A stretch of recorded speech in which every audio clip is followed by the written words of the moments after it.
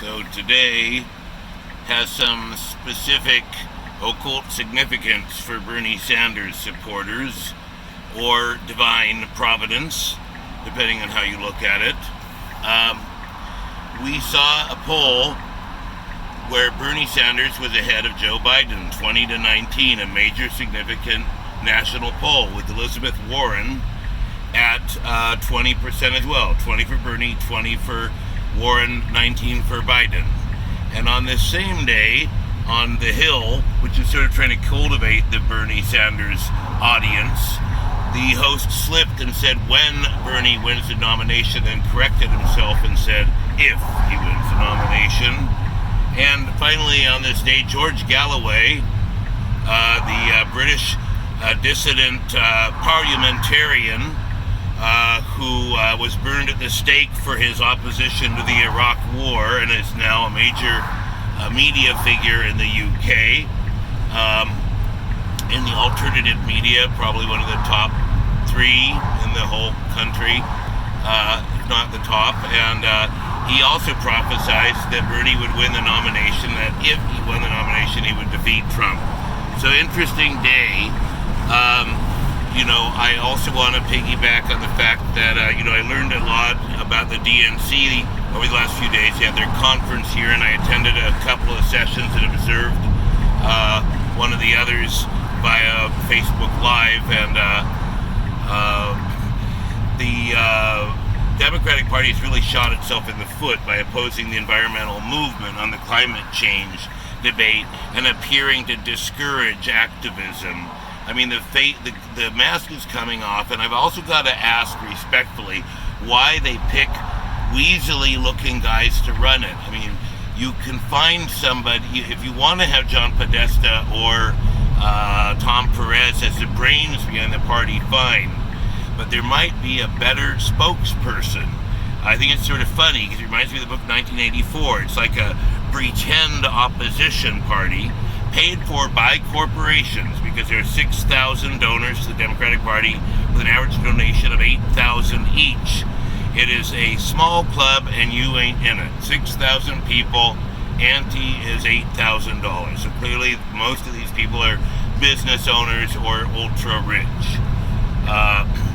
So they subsist from the charity of the corporations, including 1% of their revenue or something is probably coming from fossil fuels. Maybe a lot more than that when you factor in related industries that are highly polluting, such as the armaments industry. So this party is a reproduction of its corporate structure. It's sort of like how the universities went corporate, and it used to be $300 a semester for UC Davis, and now it's $6,000 or $7,000. It's gone into administration, sports, stadiums, and the like. So you see this imitation of the corporation in our universities and in our political parties, where they now have a CEO of the Democratic Party, which as a Labor Party is a highly disturbing concept. The Labor Party of the United States is run by a CEO. And I'm a medium small businessman CEO, and I'm not sure I would necessarily directly run for office.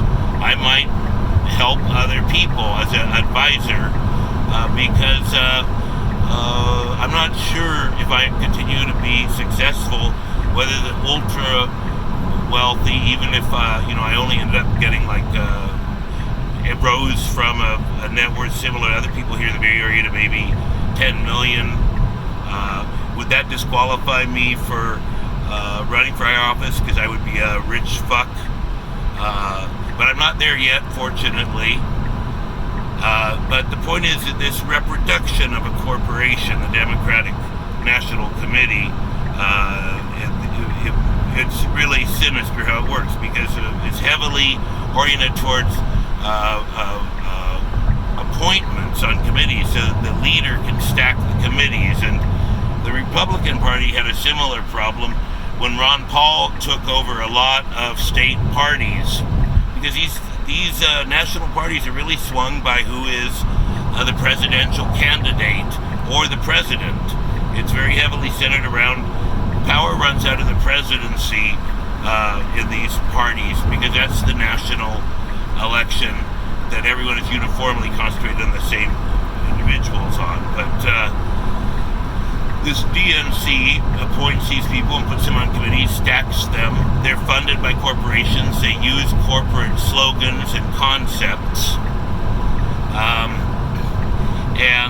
I think that this came out in the last 4 days for a lot of people all over the country, what we're up against, with the super delegate system. Apparently, you get to be a super delegate for life if you're an elected senator or congressperson who subsequently loses office.